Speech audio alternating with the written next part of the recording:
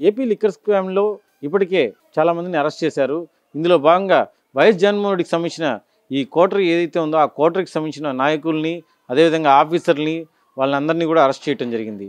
ఇందులో గతంలో CM camp కార్యాలయంలో ఎవరైతే పనిచేశారో కృష్ణమోహన్ రెడ్డి, ధనంజయ రెడ్డి వారిని కూడా అరెస్ట్ చేయడం జరిగింది. అయితే కర్ణాటకకు చెందిన గోవిందప్పని కూడా అరెస్ట్ చేయడం జరిగింది. అదేవిధంగా ఎంపీ మిథున్ రెడ్డిని, చెవిరెడ్డి భాస్కర్ రెడ్డి గారిని వీరందరినీ కూడా అరెస్ట్ చేయడం జరిగింది. అంటే ఇదంతా కూడా కూటమి కక్ష సాధింపేనని ఏంటి అనేది కనుక్కునే ప్రయత్నం చేద్దాం. సార్ చెప్పండి, ఈ ఏపీ లిక్కర్ స్కామ్లో అసలు కూటమి కక్ష సాధింపు చర్యల్లో భాగంగానే వీరందరినీ అరెస్ట్ చేశారా ఏంటి? ముఖ్యంగా ఈ కూటమి ప్రభుత్వం ఏర్పడిన తర్వాత వైఎస్ జగన్మోహన్ రెడ్డి గారి కూటమిని అంటే ఆయన చుట్టూ ఉన్నటువంటి వ్యక్తులు ఎవరైతే బలమైనటువంటి వైఎస్ఆర్ కాంగ్రెస్ పార్టీకి నాయకులుగా ఉన్నారో వీళ్ళందరినీ కూడా తప్పుడు కేసులతో బలహీనపరిస్తే జగన్మోహన్ రెడ్డి ఏమన్నా భయపడతాడేమో అనేటువంటి ఆలోచనతోనే రెడ్ బుక్ రాజ్యాంగంలో పొందుపరిచినటువంటి వ్యక్తుల మీద కక్షపూరితమైనటువంటి కేసులే ఇవన్నీ. ఏది కూడా కోర్టులో నిలబడే కేసులు అయితే కాదు ఇవి. కేవలం రాజకీయ కక్ష తప్పితే ఇందులో వేరేమీ లేదు. చెవిరెడ్డి భాస్కర్ రెడ్డి గారిని అరెస్ట్ చేశారు. అదేవిధంగా నిన్నగాక మొన్న మిథున్ రెడ్డి గారు అయితే డైరెక్ట్గానే సిట్ కాడికి వెళ్ళి నేనైతే ఏ తప్పు చేయలేదు, విచారణకు నేను సిద్ధం అంటూ స్వచ్ఛందంగా ఆయనే సిట్ కార్యాలయానికి వెళ్ళి లొంగిపోయి విచారణకి హాజరవడం మీకు తెలిసిందే. తప్పు చేసిన వాడు ఎందుకంటే డైరెక్ట్గా పోయి వాళ్ళ దగ్గర చేశాడు. తప్పు చేయలేదు కనుకే ధైర్యంతో ముందుకొచ్చాడు. ఇంకా ఈ కూటమి ప్రభుత్వం వైఎస్ఆర్ కాంగ్రెస్ పార్టీకి మూల స్తంభాలుగా ఉన్నటువంటి అందరినీ మీద కూడా తప్పుడు కేసులు బనాయించి భయప్రాంతులు చేయాలన్నటువంటి ఒక ఆలోచనతో ఉన్నటువంటి పార్టీ కూటమి ప్రభుత్వం.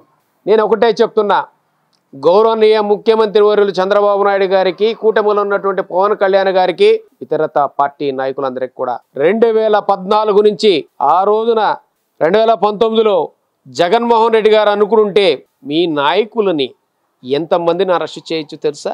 2014 నుంచి 19 వరకు ఇదే లిక్కర్ మీద ఎన్ని వేల కోట్ల రూపాయల స్కామ్ జరిగిందో మీకు తెలియదా అని నేను అడుగుతున్నా. ఇప్పుడున్నటువంటి మీ మినిస్టర్, ఆ రోజు ఉన్నటువంటి మినిస్టర్ కూడా కొల్లు రవీంద్ర గారే ఎక్సైజ్ శాఖ మినిస్టర్గా ఉన్నాడు. మరి ఇప్పుడు కూడా అతనే మినిస్టర్గా ఉన్నాడు. కేవలం రాజకీయ భవిష్యత్తు పెరిగిపోతుంది, ప్రజలలో ఆదరణ పెరుగుతుంది, జగన్మోహన్ రెడ్డి అంటే ప్రేమ అభిమానాలు పెరుగుతుంది. రేపు రాబోయే స్థానిక సంస్థ ఎన్నికల్లో జగన్మోహన్ రెడ్డి గారికి పట్టం కట్టే అవకాశం ఉంది వైఎస్ఆర్ కాంగ్రెస్ పార్టీకని ముందుగా పసికట్టినటువంటి నారా చంద్రబాబు నాయుడు గారు ఈ విధమైనటువంటి తప్పుడు కేసులు బనాయించి వైఎస్ జగన్మోహన్ రెడ్డి గారిని భయాందోళనకు చేయాలనుకున్నాం. భయపడే వ్యక్తి జగన్మోహన్ రెడ్డి, ఆయన ఒక సింహం. ఇలాంటి కేసులకి ఆయనే కాదు, ఆయన వెనకాల ఉన్నటువంటి ప్రజానికం కానీ, పార్టీ నాయకులు కానీ, కార్యకర్తలు కానీ ఎవరు భయం ఎరగనటువంటి వ్యక్తులు, ఆయన వెనకాల ఉండేటువంటి వ్యక్తులు అందరూ కూడా మీరు గుర్తించుకోవాల్సిన విషయం ఉంది. ఇంకా మీరు ప్రతిపక్షంలో ఉంటే ఊర్లు వదిలి వెళ్ళిపోయి ఇతర రాష్ట్రాల్లో దాచుకున్నటువంటి వ్యక్తులు, ఇతర దేశాల్లో దాక్కున్నటువంటి వ్యక్తులు. మా జగన్మోహన్ రెడ్డి 2024లో అత్యంత స్వల్ప మెజారిటీతో ఓడిపోయిన సీట్లు అయితే వచ్చి ఉండొచ్చు, మీకు ఓట్ల శాతం మీకు రాలేదు కదా, జస్ట్ 5% 6%తోనే మీరు గెలిచింది. సంతోషమే, గెలిచారు, సంతోషం. ప్రజా తీర్పును మేము శిరసావహించాం. మా నాయకులు కానీ, కార్యకర్తలు కానీ, మా జగన్మోహన్ రెడ్డి గారు కానీ పారిపోలా. నెలలు తిరగముందే అధికార పార్టీ చేస్తున్న దహనకాండకి మేమున్నామంటూ నాయకులకు, కార్యకర్తలకు భరోసా ఇచ్చి ప్రతి కార్యకర్తకు అన్యాయం జరిగితే అక్కడికి స్వచ్ఛందంగా ఆయనే వెళ్ళి ధైర్యాన్ని నింపుతున్నాడు. ఇది రాజకీయ నాయకుడు లక్షణం.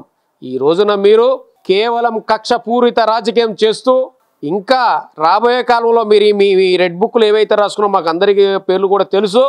ఎంతమందిని అరెస్ట్ చేసినా, ఎవరిని భయప్రాంతులు చేసినా భయపడే ప్రసక్తే లేదు అని సందర్భంగా మీకు తెలియజేస్తున్నా. అయితే సరే, 2014 నుంచి 19 సమయంలో చంద్రబాబు నాయుడు గారు ఏదైతే ముఖ్యమంత్రిగా ఉన్నారో ఆ సమయంలోనే కొత్త బీవరేజెస్ కానీ అదేవిధంగా డిస్టిలరీస్ తేవడం జరిగింది. అయితే 2019 నుంచి 24 సంవత్సరంలో ఒక కొత్త డిస్టిలరీ కానీ కొత్త బీవరేజెస్ కానీ తేవడం జరగలేదు. అయితే ఈ 2014 నుంచి 19లో కొత్త బీవరేజెస్ డిస్టిలరీస్ పైనే చంద్రబాబు నాయుడు గారు 19 నుంచి 24 మధ్యలో ఆయన అరెస్ట్ కావడం కూడా జరిగింది. అదేవిధంగా స్కిల్ డెవలప్మెంట్లో కూడా అరెస్ట్ అయ్యారు. ఇప్పుడు అదిగాక ఆయన బెయిల్ పైన ఉండే ముద్దాయి కూడా చెప్పాలంటే. మరి ఈ కొత్త బ్యూరేజెస్ కూడా తేకుండా డిస్టిలరీస్ తేకుండా వీళ్ళని ఎలా ముద్దాయిలుగా చేస్తారు ఈ లిక్కర్ స్కామ్లో? అదే ముఖ్యమైన విషయం ఏంటంటే ఇప్పుడు వరకు వాస్తవంగా ప్రజలకు కూడా బాగా మీరు అడిగిన క్వశ్చన్ చాలా గొప్ప క్వశ్చన్ అండి. ప్రజలకు కూడా తెలియాలి. 2014 నుంచి 19 వరకు రాష్ట్రం మొత్తం మీద 6 బేవరేజీలకి పర్మిషన్ ఇచ్చింది చంద్రబాబు నాయుడు గారు. జగన్మోహన్ రెడ్డి గారు 2019లో అధికారంలోకి వచ్చిన తర్వాత ఒక్క బేవరేజ్ కూడా ఒక కంపెనీకి కూడా పర్మిషన్స్ ఇవ్వలేదు. మరి తప్పిదం అంతా కూడా 2014 నుంచి 19 వరకే జరిగింది. మీ ఆధ్వర్యంలో మీరే ముఖ్యమంత్రిగా ఉన్నారు చంద్రబాబు నాయుడు గారు. ఆ రోజున జగన్మోహన్ రెడ్డి గారు క్వశ్చన్ చేసి వాటి నివేదిక తెప్పించుకుని ఉంటే మీకు బెయిల్ కూడా వచ్చేది కాదు. ఇప్పుడు నువ్వు ముఖ్యమంత్రి కూడా అయ్యేవాడు కాదు.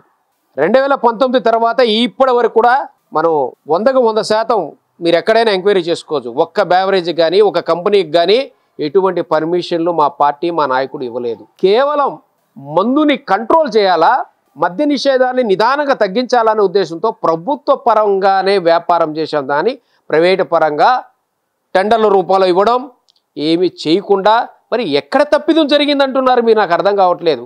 ఏ విధంగా జరిగింది? మీరిచ్చినటువంటి బేవరేజ్ కంపెనీలు చేసిన మోసానికి పార్టీకి అంటిస్తున్నారా, లేక ఆ రోజు మీకు రానటువంటి ముడుపుల వల్ల ఈ రోజు అధికారంలో వచ్చిన తర్వాత ముడుపులు పెంచుకోవడం కోసం బ్లాక్మెయిల్ చేస్తున్నారా అని నేను అడుగుతున్నా. ఎందుకంటే ప్రజలకు కూడా మీరు బాగా గమనించాలి. 2019 తర్వాత ఒక్క కంపెనీకి కూడా పర్మిషన్స్ ఏ బేవరేజ్కి కానీ ఒకవేళ కొత్త బ్రాండ్లకు కానీ ఏదో సోషల్ మీడియాలో తప్పుడు ప్రచారం చేసి ఈ రోజు కూటమి ప్రభుత్వం తప్పుదోవ పట్టించాలని చూస్తున్నారే తప్ప మీరు ఎక్కడైనా సరే ఏ రాష్ట్రంకి రమ్మన్నా సరే, ఏ జిల్లాకు రమ్మన్నా సరే, ఏ నియోజకవర్గ రమ్మన్నా సరే మేము సిద్ధంగా ఉన్నాం చర్చ కోసం. మీ నాయకులు ఎవరు వచ్చినా పర్వాలేదు. ఒక్క కంపెనీ అంటే ఒక కంపెనీకి, ఒక బ్రాండ్కి కానీ, ఒక బెవరేజ్ కంపెనీకి కానీ 2019 తర్వాత వైఎస్ జగన్మోహన్ రెడ్డి గారు పర్మిషన్ ఇవ్వలేదు. కేవలం గతంలో ఇచ్చిన పర్మిషన్స్ మీరు కమిషన్లు పెంచుకోవడం కోసమే ఇప్పుడు అధికారంలో వచ్చిన తర్వాత ఈ విధమైన బ్లాక్మెయిల్ రాజకీయాలు చేస్తున్నారని కంపల్సరీగా ప్రజలు గమనించాలి. గత వైఎస్ఆర్ కాంగ్రెస్ పార్టీ హయాంలో ఎటువంటి కొత్త బీవరేజెస్ కానీ అదేవిధంగా డిస్టిలరీస్కి కానీ అసలు పర్మిషన్స్ అనేది ఇవ్వలేదు. అయితే 2014 నుంచి 19 సమయంలో మాత్రమే ఈ అనుమతులన్నీ ఇవ్వటం జరిగింది. అది కూడా చంద్రబాబు నాయుడు ముఖ్యమంత్రిగా ఉన్న సమయంలో. అయితే ఎటువంటి అనుమతులు, కొత్త అనుమతులు ఇవ్వలేదు గత వైఎస్ఆర్ కాంగ్రెస్ పార్టీ హయాంలో. అయితే ఏపీ లిక్కర్ స్కామ్ అనేసి అంటూ ఇప్పుడు 1924లో ఎన్నికల్లో అధికారం చేజిక్కించుకొని మళ్ళీ చంద్రబాబు నాయుడు ముఖ్యమంత్రి అయ్యి లిక్కర్ స్కామ్ జరిగిందనేసి అంటూ ఏదో ఒక రకంగా కుట్రపూరితంగా కక్ష సాధింపు చర్యల్లో భాగంగానే ఈ అరెస్టులన్నీ కూడా చేస్తున్నారు.